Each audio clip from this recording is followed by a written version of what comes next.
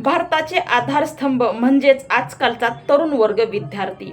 समस्त भारतामधून कन्फर्म आकडा माहिती नाही, 23,900,000 विद्यार्थी नेट पेपरच्या परीक्षेला बसले होते.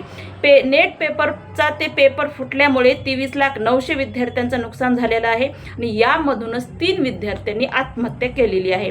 शिवराज मोटेगावकर यांचा गेल्या वर्षीचा व्हिडिओ व्हायरल होत आहे. जर कुणी नेटचा पेपर फोडला तर तो सगळ्यात मोठा गुन्हेगार आहे आणि त्याला एकच सजा झाली पाहिजे, ती म्हणजे फाशीची सजा. आज 23,900,000 विद्यार्थ्यांचं नुकसान शिवराज मोटेगावकरांनी केलेलं आहे, म्हणून यांना सुद्धा एकच कलम, एकच नियम लागू केला जातो, ती म्हणजे फाशीची सजा.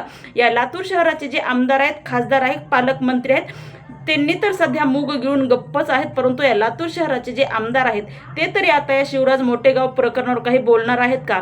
ते आपलं मौन व्रत तोडणार आहेत का?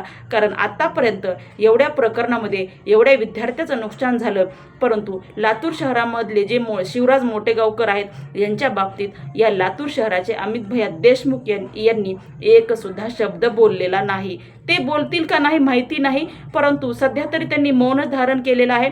पण लातूर शहरातले जे शिवराज मोटेगावकर आहेत यांनी समस्त एवढ्या महाराष्ट्रामधून 23,900,000 विद्यार्थ्यांचं नुकसान केलेलं आहे.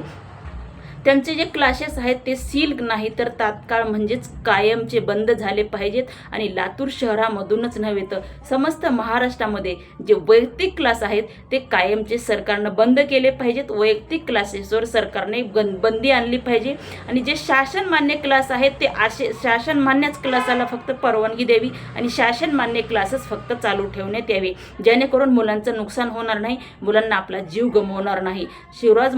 शिवराज जे मोटेगावकर आहेत त्यांना सध्या एकच कलम, एकच नियम लागू होतो, ती म्हणजे फाशीची सजा.